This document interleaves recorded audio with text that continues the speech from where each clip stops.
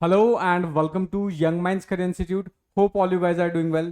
तो आज से हम स्टार्ट करने वाले हैं माइक्रोबायोलॉजी, और उसके अंदर जो सबसे पहले हमने डिसाइड किया है जो हम कवर करेंगे वो है हमारा वायरोलॉजी।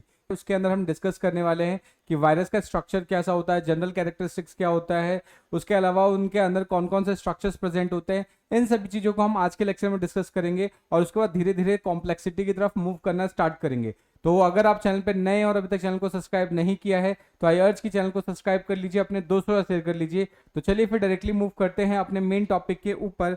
लेकिन उससे पहले अगर आप बीएससी जूलॉजी सेमेस्टर 1 या सेमेस्टर 2 के स्टूडेंट हैं तो आप सभी लोगों के लिए हमने अपना कंप्लीट ऑनलाइन कोर्स लॉन्च किया है जिसका प्राइस जस्ट 599 है, और ये प्राइस 599 सिर्फ और सिर्फ 15 तारीख तक रहने वाला है। तो अभी जाके इसको एक बार आप एप्लीकेशन पे चेकआउट कर सकते हैं। उसके अलावा हम 16 तारीख से लाइव बीएससी जूलॉजी सेमेस्टर 1 और सेमेस्टर 2 की क्लासेस लाइव लेने वाले हैं। तो अगर आप लोग इंटरेस्टेड है तो आप डायरेक्टली जाके ऐप पर इनरोल करवा सकते हैं। कोर्स से रिलेटेड अगर आपको कुछ ज़्यादा जानकारी की जरूरत है तो आप डायरेक्टली मेरे व्हाट्सएप पे कनेक्ट कर सकते हैं, उसका लिंक आपको डिस्क्रिप्शन में मिल जाएगा। तो चलिए फिर बात कर लेते हैं आज के मेन टॉपिक के ऊपर जो कि है हमारा वायरस, और सबसे पहले समझेंगे वायरस के जनरल कैरेक्टर्स के बारे में। ठीक है, अगर हम वायरस के बारे में बात करें तो वायरस बेसिक एक लैटिन वर्ड है जिसका मतलब होता है पॉइजनस फ्लूइड। ठीक है, सो आपको ये ध्यान रखना है कि ये जो टर्म है आपका वायरस, ठीक है, ये जो टर्म है जिसको हम वायरस बोल रहे हैं, वायरस का सिंपल मतलब होता है आपका पॉइजनस पॉइजनस फ्लूइड। ठीक है, तो ये ध्यान रखना है, इसका मतलब क्या होता है, पॉइजनस फ्लूइड होता है। और यूजुअली ऐसा माना जाता है कि जो वायरस है वो किसी लिविंग होस्ट के अंदर ही लिविंग होता है। जैसे ही वो होस्ट की बॉडी से बाहर निकल जाता है वैसे ही वो क्या हो जाता है, इनएक्टिव हो जाता है, नॉन लिविंग हो जाता है। ठीक है, इसी नेचर की वजह से वायरस को हम क्या बोल सकते हैं कि ये लिविंग और नॉन लिविंग के बीच का कनेक्टिंग लिंक है। यानी होस्ट के सेल के बाहर क्या होगा, इनएक्टिव होगा, लेकिन जैसे ही होस्ट सेल के अंदर चला जाएगा वैसे ये क्या हो जाता है, एक्टिव हो जाता है, लिविंग नेचर अपने आप को शो करना स्टार्ट कर देता है। ठीक है, उसके अलावा अगर हम इसके फर्स्ट कैरेक्टरिस्टिक्स के बारे में बात करें तो यहां पर मैंने मेंशन कर रखा है कि जो वायरस होते हैं उनको हम फिल्ट्रेबल एजेंट भी बोलते हैं। अब ये फिल्ट्रेबल एजेंट का क्या मतलब होता है उसको समझते हैं। सपोज करो कि मेरे पास एक फिल्टर मेम्ब्रेन है। ठीक है, एक क्या है, फिल्टर मेम्ब्रेन है, और ये फिल्टर मेम्ब्रेन इतना थिन है कि इस पर्टिकुलर, ये जो पर्टिकुलर आपका जो मेम्ब्रेन है, इस मेम्ब्रेन को बैक्टीरिया क्रॉस नहीं कर पा रहे हैं। ठीक है, इस पर्टिकुलर मेम्ब्रेन से अगर मैं बैक्टीरिया को पास आउट करवाऊं तो बैक्टीरिया इस मेम्ब्रेन से नहीं पास आउट हो सकते। बैक्टीरिया के लिए ये मेम्ब्रेन क्या है, इम्परमिएबल नेचर शो करता है। लेकिन अगर इसी पर्टिकुलर मेम्ब्रेन से वायरस को पास आउट करवाया जाए तो वायरस आसानी से इसके पास पार चला जाता है, इसके आर पार निकल जाता है। ठीक है, सो ये चीज आपको ध्यान रखना है। अब क्योंकि ये ऐसे मेम्ब्रेन को क्रॉस कर देता है जिस मेम्ब्रेन को बैक्टीरिया नहीं क्रॉस कर पाता, इसलिए इसको हम क्या बोलते हैं कि जो वायरस है वो फिल्ट्रेबल एजेंट है। यानी वो उन फिल्टर्स को पास आउट कर सकता है जिन फिल्टर्स को बैक्टीरिया पास आउट नहीं कर सकती। ठीक है, तो ये चीज आपको इसके बारे में याद रखना है। नेक्स्ट अगर हम बात करें तो नेक्स्ट जो प्रॉपर्टी है वो लिखा है मैंने कि they are obligate intracellular parasite. अब यहां पे जो टर्म हमने लिखा है ऑब्लिगेट इंट्रासेलुलर पैरासाइट, ऑब्लिगेट का मतलब होता है कि एक दो ऑर्गेनिज्म के बीच में बहुत ही ज्यादा क्लोज्ड एसोसिएशन। यानी यहां पर क्या है कि अगर जैसे सपोज करें दो ऑर्गेनिज्म है, ये दोनों एक दूसरे के ऊपर डिपेंडेंट है, अगर इनमें से गलती से कोई भी एक मर गया तो दूसरा ऑटोमेटिकली ही मर जाएगा। ठीक है, तो इस तरीके के क्लोज्ड एसोसिएशन को हम बोलते हैं ऑब्लिगेट एसोसिएशन। ठीक है, सो ऑब्लिगेट का मतलब क्या होता है कि highly dependent on other organism. यानी यहां पर क्या होगा कि ये होस्ट सेल के अंदर बेसिकली बोल सकते हैं कि एज अ इंट्रासेलुलर पैरासाइट की तरह वर्क करता है। मींस कि ये जो वायरस है होस्ट सेल के अंदर बहुत ही ज्यादा डिपेंडेंट होता है। अगर होस्ट सेल को कुछ हुआ तो वायरस को ऑटोमेटिकली क्या हो जाएगा, खत्म हो जाएगा। ठीक है, तो ऑब्लिगेट का मतलब होता है बहुत ही ज्यादा क्लोज एसोसिएशन, जहां पर एक ऑर्गेनिज्म के मरने से दूसरा ऑर्गेनिज्म ऑटोमेटिकली ही मर जाएगा, या एक ऑर्गेनिज्म के अफेक्ट होने से दूसरा ऑर्गेनिज्म डायरेक्टली अफेक्ट होता है। तो इस तरीके के रिलेशन को हम क्या बोलते हैं, ऑब्लिगेट एसोसिएशन बोलते हैं या ऑब्लिगेट रिलेशनशिप बोलते हैं। तो ये चीज आपको ध्यान रखना है। ठीक है, तो यहां पर ये क्या है कि होस्ट सेल के अंदर ये क्या कर रहा है, एज अ ऑब्लिगेट पैरासाइट है। ये चीज आपको इसके बारे में अच्छे से याद रखना है। नेक्स्ट अगर हम बात करें तो इनकी बॉडी के अंदर, वायरस की बॉडी के अंदर सिर्फ एक ही तरीके का न्यूक्लिक एसिड हो सकता है, चाहे वो डीएनए हो या आरएनए हो। ठीक है, यानी कि वायरस के अंदर या तो एक टाइम में डीएनए ही होगा या आरएनए ही होगा, दोनों ही मतलब बोल सकते हैं दोनों ही न्यूक्लिक एसिड, डीएनए और आरएनए एक साथ एक ही ऑर्गेनिज्म के अंदर प्रेजेंट नहीं होता। ये चीज आपको इसके बारे में याद रखनी है, ठीक है।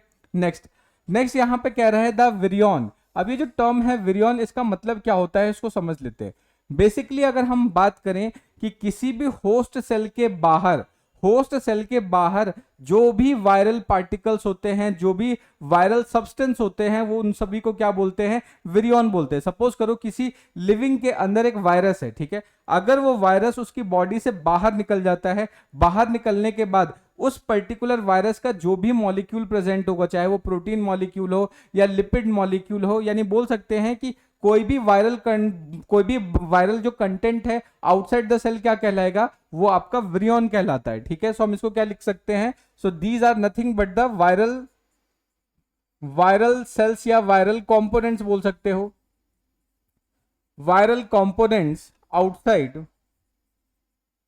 आउटसाइड द सेल के बाहर जो भी कंटेंट होता है उसको हम क्या बोलेंगे, विरियन बोलेंगे, ठीक है। सो बेसिकली विरियन क्या होता है, वायरस पार्टिकल होता है, ये चीज आपको ध्यान रखना है, ठीक है। अब जनरली यहां पर आप ध्यान से देखोगे कि जो विरियन है ऑफ द वायरस पार्टिकल, उसके अंदर आपको क्या क्या मिलेगा, एक तो न्यूक्लिक एसिड देखने को मिलता है, और उस न्यूक्लिक एसिड को प्रोटेक्ट करने के लिए उसके चारों तरफ एक प्रोटीन का कोट प्रेजेंट होता है, और इस प्रोटीन के कोट के अलावा उसके ऊपर एक एडिशनल प्रोटेक्शन और होता है जिसको हम क्या बोलते हैं, एनवेलप बोलते हैं, ठीक है। सो अगर आप ये डायग्राम को ध्यान से देखें तो बेसिकली एक विरियन या फिर एक वायरस के अंदर क्या कौन कौन सा स्ट्रक्चर होता है, तो सबसे पहली चीज की एक तो जेनेटिक मटेरियल या न्यूक्लिक एसिड प्रेजेंट होगा, ठीक है, ये चीज आपको याद रखना है। इस न्यूक्लिक एसिड को प्रोटेक्ट करने के लिए इसके जस्ट चारों तरफ क्या है, प्रोटीनियस कोट प्रेजेंट होता है। प्रोटीनियस कोट के अलावा क्या है, एक और स्ट्रक्चर प्रेजेंट होता है जिसको हम एनवेलप बोलते हैं। तो ये चीज आपको इसके बारे में याद रखना है, ठीक है। अब हम क्या करेंगे, वन बाय वन इन सारी चीजों को डिस्कस करने वाले हैं कि प्रोटीनियस कोट क्या होता है, वो सब चीजें थोड़ी देर में डिस्कस करेंगे, ठीक है। नेक्स्ट इंपॉर्टेंट चीज जो आपको ध्यान रखना है कि जो वायरस है, ठीक है, जो वायरस है वो क्या है, लिविंग होस्ट के सेल के अंदर ही मल्टीप्लाई करता है, और इनके पास जो वायरस है इनके पास खुद से कुछ भी एंजाइम नहीं प्रेजेंट होता जिसकी मदद से ये क्या कर सके, रेप्लिकेट कर सके। तो जनरली जो भी वायरस है वो क्या करते हैं कि होस्ट की मशीनरी का यूज करके उस होस्ट की बॉडी के अंदर ही रेप्लिकेट करते हैं, ठीक है। तो ये चीज आपको इसके बारे में अच्छे से याद रखना है, ठीक है। सो यही पॉइंट मैंने यहाँ पे मेंशन कर रखा है कि they multiply inside the living cell by using synthesising machinery of the host cell, यानी होस्ट सेल की ही सिंथेसाइजिंग मैकेनिज्म का या मशीनरी का यूज करेगा, होस्ट के सेल का यूज करके होस्ट को ये डैमेज करना स्टार्ट कर देता है। तो ये चीज आपको याद रखना है, ठीक है। नेक्स्ट इंपॉर्टेंट चीज कि यहां पर जो वायरस होते हैं वो डिवीजन उनके अंदर नहीं होता, बेसिकली वो क्या है, होस्ट की बॉडी के अंदर रेप्लिकेट करते हैं। वायरस के अंदर बाइनरी फ्यूजन या बोल सकते हो कि बाइनरी डिवीजन के थ्रू रेप्लिकेशन नहीं होता, ठीक है। तो ये चीज आपको याद रखना है। सो बेसिकली वायरस करते क्या है कि किसी भी होस्ट की बॉडी के अंदर क्या करेंगे, असेंबली हो जाएंगे, और उसके अलावा होस्ट के पार्टिकल्स का या होस्ट की मशीनरी का यूज करके डिवाइड करते हैं, ठीक है। तो ये चीज आपको ध्यान रखना है। और ये जितने भी वायरस होते हैं इनके पास किसी भी तरीके का एंजाइम नहीं होता, बट कुछ वायरस के अंदर कुछ एंजाइम्स देखने को मिल जाते हैं। अदरवाइज यहाँ पर खुद के मेटाबॉलिज्म को करने के लिए भी इनके पास खुद से एंजाइम प्रेजेंट नहीं होता, ये बात आपको याद रखेंगे, ठीक है। और ये जो वायरस है ये हमेशा क्या यूज करते हैं, होस्ट की सेल मशीनरी को यूज करते हैं। यहां पर होस्ट का मतलब कुछ भी हो सकता है, फॉर एग्जांपल ह्यूमन हो सकता है। ह्यूमंस के अंदर जब वायरस इन्फेक्ट करता है तो होस्ट कौन बन जाएगा, ह्यूमन बन जाएगा, ठीक है। तो ये चीज आपको याद रखना है। तो ये सबसे इंपॉर्टेंट चीज है जो आपको याद रखना होता है यहाँ पे, कि जो भी वायरस है वो क्या करेगा, हमेशा रेप्लिकेट करने के लिए वायरल बेसिकली क्या है, होस्ट की मशीनरी का यूज कर रहा होता है। ये चीज आपको अच्छे से याद रखनी है, ठीक है। नेक्स्ट अब हम बात करते हैं साइज के बारे में कि वायरस का साइज कैसे होता है, ठीक है। तो जनरली अगर हम बात करें, बहुत सारे ऐसे वायरस है जिनका क्लिनिकल इंपॉर्टेंस है, यानी क्लिनिकली हम उसके बारे में पढ़ते हैं। तो हमने देखा कि जो क्लिनिकली इंपॉर्टेंट वायरस है उनका जो साइज है वो बहुत ज्यादा वेरी करता है, ठीक है। उसका साइज अगर हम बात करें तो लगभग आपका 20 नैनोमीटर, ठीक है, 20 नैनोमीटर से 300 नैनोमीटर तक जा सकता है। और 20 नैनोमीटर की बात करें तो आपका पिकोरना वायरस हो जाएगा इसका एग्जाम्पल, और अगर 300 नैनोमीटर की बात करें तो पॉक्स वायरस इसका एग्जाम्पल हो जाएगा। ये चीज आपको याद रखना है। और यहाँ पर अभी जस्ट मैंने अभी बता ही दिया कि जितने भी क्लिनिकली इंपॉर्टेंट वायरसेस होते हैं उनके जो साइज है उसके अंदर आपको बहुत ज्यादा वेरिएशन देखने को मिल जाते हैं, ठीक है। ये चीज आपको याद रखना है। इनिशियली जो बेसिकली अगर हम बात करें वायरस को साइज को कैलकुलेट करने के लिए, नापने के लिए हम एक मेथड यूज करते थे जिसको हम बोलते थे कोलिडॉन मेम्ब्रेन फिल्टर मेथड, ठीक है। सो कोलोडियन मेम्ब्रेन फिल्टर मेथड में हम करते क्या थे कि इस तरीके का हमारा फिल्टर हुआ करता था और उस फिल्टर के अंदर बेसिकली क्या है, अलग अलग टाइप के अलग अलग साइज के छेद हुआ करते थे। उन्हीं से जब हम वायरस को पास आउट करते थे तो जो जिस पर्टिकुलर होल से पास आउट हो जाता था उसी टाइप का उसका शेप हो जाएगा या बोल सकते हो उसका साइज हो जाएगा, ठीक है। तो ये चीज आपको याद रखना है। तो इनिशियली साइज को पता करने के लिए हम कौन सा मेथड यूज करते थे, कोलोडियन मेथड का यूज करते थे, ये चीज आपको याद रखना है, ठीक है। उसके बाद हमने फिर स्टार्ट कर दिया अल्ट्रा फ्यूगेशन के, अल्ट्रा सेंट्रीफ्यूगेशन के बारे में। सो अल्ट्रा सेंट्रीफ्यूगेशन में हम करते क्या है कि यहाँ पर सेगमेंटेशन रेट के बेसिस पे हम साइज के बारे में कैलकुलेट करते हैं। तो यहाँ पर क्या होता है, कुछ इस तरीके का मशीन होता है जिसके अंदर हम पर्टिकुलर टेस्ट ट्यूब्स के अंदर वायरस को वही भर देते हैं। भरने के बाद जब इसको घुमाया जाता है, ठीक है, सो जब घुमाया जाएगा तो जो बहुत ज्यादा भारी होंगे वो नीचे बैठ जाते हैं, हल्के वाले ऊपर रह जाते हैं, ठीक है। सो इस तरीके से हम क्या करते हैं, सेंट्रीफ्यूगेशन की मदद से साइज का पता कर लेते हैं। ये चीज आपको याद रखना है। और आजकल हम सबसे ज्यादा एडवांस मेथड यूज करते हैं जो कि है हमारा इलेक्ट्रॉन माइक्रोस्कोपी। सबसे ज्यादा एडवांस मेथड क्या है, इलेक्ट्रॉन माइक्रोस्कोपी। सो इलेक्ट्रॉन माइक्रोस्कोप की मदद से हम बहुत छोटी से छोटी चीजों को भी डिटेक्ट कर सकते हैं। सो ये जो मेथड है काफी ज्यादा एफिशिएंट मेथड है और इस पर्टिकुलर मेथड की मदद से हम क्या है कि वायरस का साइज भी कैलकुलेट कर सकते हैं और उसका शेप भी आइडेंटिफाई कर सकते हैं। तो ये चीज आपको याद रखनी है। तो ये क्या है, सबसे एडवांस मेथड है इलेक्ट्रॉन माइक्रोस्कोपी, ठीक है। नेक्स्ट अब बात करते हैं स्ट्रक्चर ऑफ वायरस। तो अगर हम स्ट्रक्चर ऑफ वायरस की बात करें तो वायरस हमें देखने में कैसा लगता है उसको समझते हैं। अगर हम एक वायरस को ध्यान से देखें या वायरस का इलेक्ट्रॉन माइक्रोस्कोपी के स्ट्रक्चर देखें तो हमें देखने को मिलता है कि सेंटर में एक न्यूक्लिक एसिड प्रेजेंट होता है, ठीक है। एक क्या होगा, न्यूक्लिक एसिड प्रेजेंट होगा। न्यूक्लिक एसिड कैन बी इधर डीएनए और आरएनए, ठीक है, दोनों एक साथ प्रेजेंट नहीं होता। कोई भी एक न्यूक्लिक एसिड होगा जो उसका जीनोम कहलाएगा, ठीक है। सो एक तो न्यूक्लिक एसिड या जिसको हम उसका जीनोम बोल सकते हैं, ठीक है। तो एक तो जीनोम प्रेजेंट होगा और उस जीनोम के अराउंड, उस पर्टिकुलर जीनोम के अराउंड क्या होता है, बहुत इस तरीके के जो स्ट्रक्चर हैं, इस तरीके से छोटे छोटे प्रोटीनियस स्ट्रक्चर्स प्रेजेंट होंगे। और ये जो छोटे छोटे स्ट्रक्चर्स हैं इनको हम बोलते हैं पॉलीपेप्टाइड्स। इनको क्या बोलेंगे, पॉलीपेप्टाइड्स, या बेसिकली पॉलीपेप्टाइड्स की बात करें सो यही क्या हो जाएंगे, आपके प्रोटीन्स हो जाएंगे, ठीक है। सो बेसिकली इनके जीनोम के अराउंड क्या है, बहुत सारे छोटे छोटे प्रोटीनियस स्ट्रक्चर्स प्रेजेंट होते हैं और इनमें से एक छोटे प्रोटीनियस स्ट्रक्चर को हम बोलते हैं कैप्सोमियर। इसको क्या बोलते हैं, इसको बोलते हैं कैप्सोमियर या कैप्सोमर बोलते हैं, ठीक है। इसको क्या बोलेंगे, कैप्सोमियर या कैप्सोमर बोल सकते हैं। और जब बहुत सारे कैप्सोमर्स आपस में मिलते हैं तब जाके वो इस तरीके से एक बोल सकते हैं कि सिलेंड्रिकल स्ट्रक्चर का फॉर्मेशन करेंगे और इसको क्या बोलते हैं, हम कैप्सिड बोलते हैं। इसको क्या बोलेंगे, कैप्सिड बोलेंगे।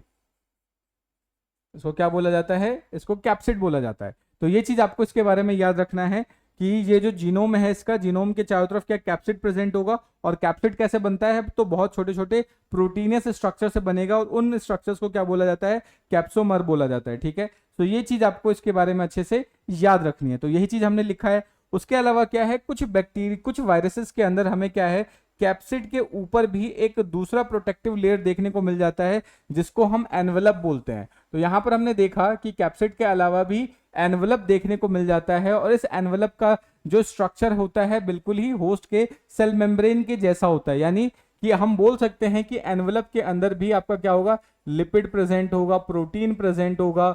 उसके अलावा बात कर सकते हैं तो ग्लाइकोलिपिड्स प्रेजेंट हो सकता है। इस तरीके के स्ट्रक्चर्स यहाँ पर आपको देखने को मिल सकता है, ठीक है। सो बेसिकली ये, क्योंकि ये एनवेलप क्या है, बिल्कुल वैसा ही स्ट्रक्चर होता है जैसा कि आपका होस्ट सेल का या सेल मेम्ब्रेन का स्ट्रक्चर होता है। और हमने सेल मेम्ब्रेन में पढ़ा था कि फॉस्फोलिपिड की बाइलेयर होती है जिसके अंदर क्या है कि फॉस्फोलिपिड्स होता है, उसके अलावा कार्बोहाइड्रेट्स के मॉलिक्यूल प्रेजेंट होते हैं। तो इसी तरीके से स्ट्रक्चर यहाँ पर भी देखने को मिलता है, ठीक है। और कुछ कुछ ऐसे वायरस होते हैं जहां पर एनवेलप के ऊपर भी स्पाइक प्रोटीन्स प्रेजेंट होते हैं। तो कुछ में स्पाइक प्रोटीन्स भी आपको देखने को मिल जाएगा, ठीक है। तो इन्हीं चीजों को हम क्या करते हैं, एक बार पीपीटी की मदद से भी समझ लेते हैं, ठीक है। सो अगर हम वायरियन की बात करें तो उसके अंदर आपको क्या देखने को मिलेगा, कोर में तो आपको न्यूक्लिक एसिड देखने को मिलेगा या जिसको हम जीनोम बोलते हैं, और उसको उसके चारों तरफ क्या है, प्रोटीन की एक कोट प्रेजेंट होती है जिसको हम कैप्सिड बोलते हैं, ठीक है। अब ये जो कैप्सिड है वो बहुत सारे क्या है, छोटे छोटे पार्ट से मिलके मिले बनेगा जिसको कैप्सोमेयर बोलेंगे। और कुछ वायरसेस के अंदर हमें क्या देखने को मिलता है, एनवलप भी देखने को मिल जाता है। तो ये चीज आपको इसके बारे में अच्छे से याद रखना है, ठीक है।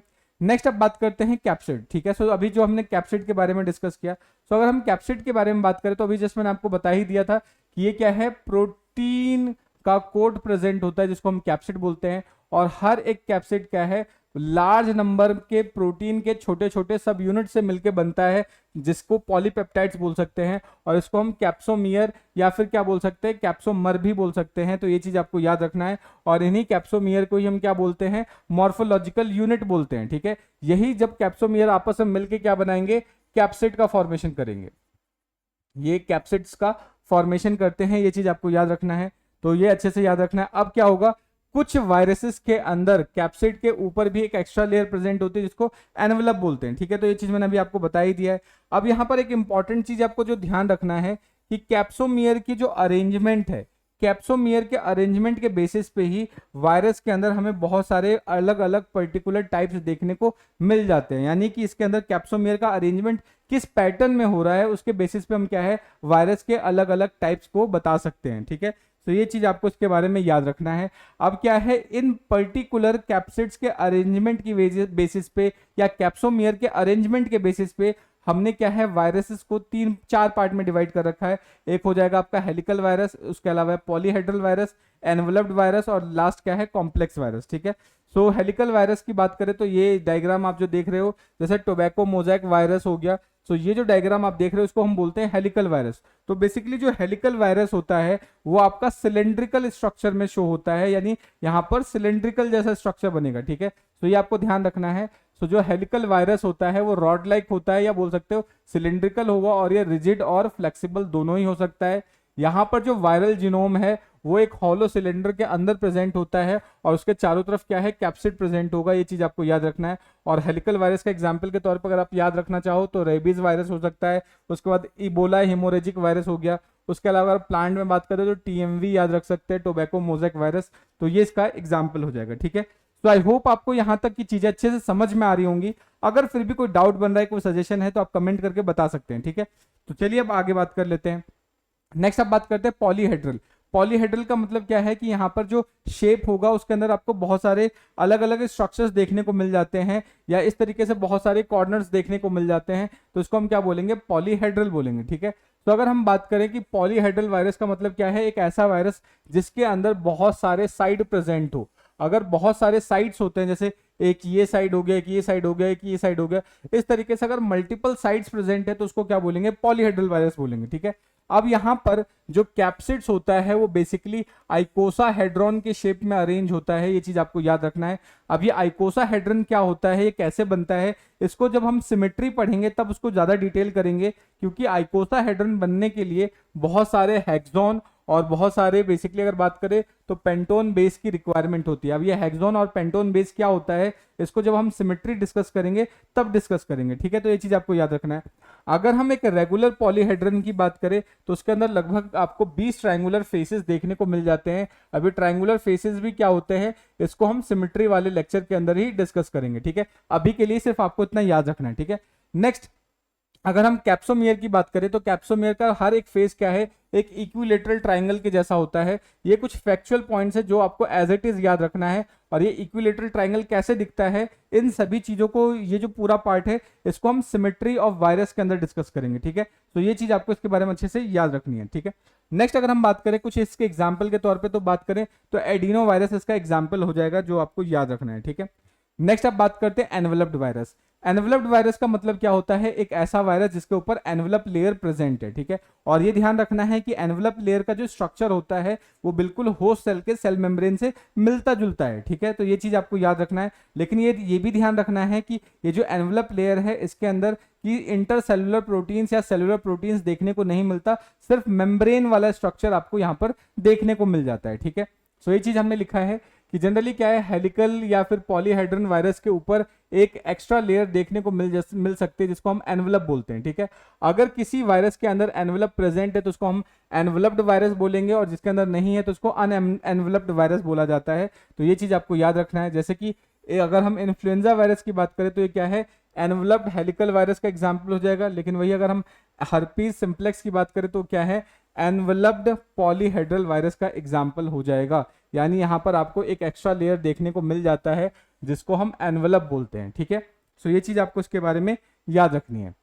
नेक्स्ट अब बात करते हैं, तो नेक्स्ट जो एग्जाम्पल है वो हमारा कॉम्प्लेक्स वायरस का, ठीक है।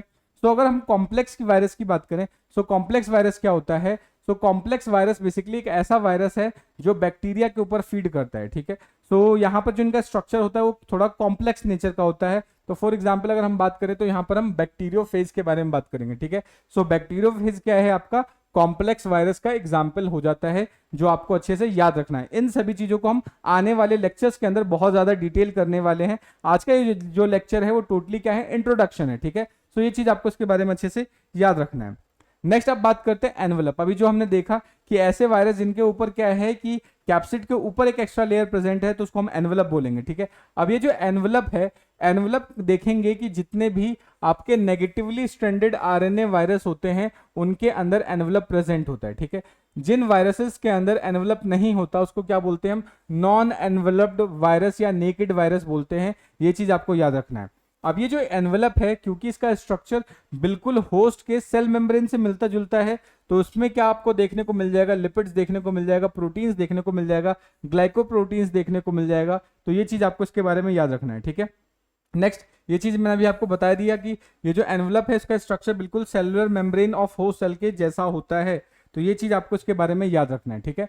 नेक्स्ट इंपॉर्टेंट चीज कि ये जो वायरल एनवलप है इसके अंदर आपको किसी भी तरीके का सेलुलर प्रोटीन देखने को नहीं मिलता, भले ही जो वायरस है होस्ट सेल की बॉडी के अंदर से बाहर निकले, फिर भी वो क्या है, होस्ट सेल के प्रोटीन्स को लेके बाहर नहीं आता। यानी एनवलप के अंदर आपको सेलुलर प्रोटीन्स देखने को नहीं मिलता, ठीक है। ये चीज आपको याद रखना है। तो और उसके अलावा क्या है, कुछ पर्टिकुलर वायरसेस के अंदर क्या है, एनवलप के ऊपर कुछ स्पाइक्स देखने को मिल जाते हैं, ठीक है। कुछ स्पाइक्स देखने को मिल जाते हैं, और ये स्पाइक्स बेसिकली क्या है, ग्लाइकोप्रोटीन के बने प्रोजेक्शंस होते हैं। और ये जो ग्लाइकोप्रोटीन के बने जो प्रोजेक्शंस होते हैं, ये वायरस को बेसिकली क्या है, रेड ब्लड सेल्स के साथ बेसिकली अटैचमेंट या फिर बोल सकते हैं एग्लूटिनेशन रिएक्शंस करवाने में मदद करते हैं, ठीक है। ये चीज आपको याद रखना है। और इन्हीं स्पाइक प्रोटीन्स को बेसिकली हम क्या बोल सकते हैं कि ये वायरल अटैचमेंट प्रोटीन के जैसा वर्क करते हैं, ठीक है। और ये जो आपका वायरल अटैचमेंट प्रोटीन्स है, जिसको हम यहाँ पर स्पाइक बोलते हैं, इसका काम क्या होगा, हीमोग्लूटिनेशन में हेल्प करता है, ठीक है। ये चीज आपको याद रखना है। सो इसी के साथ हमारा आज का जो लेक्चर है इंट्रोडक्शन ऑफ वायरस वो यहीं पे खत्म होता है। होप आपको सारी चीजें अच्छे से समझ में आ गई होंगी। अगर फिर भी कोई डाउट रह जाता है, कोई सजेशन है, तो आप कमेंट करके बता सकते हैं। मिलते हैं नेक्स्ट वीडियो में, तब तक के लिए जय हिंद दोस्तों, थैंक यू।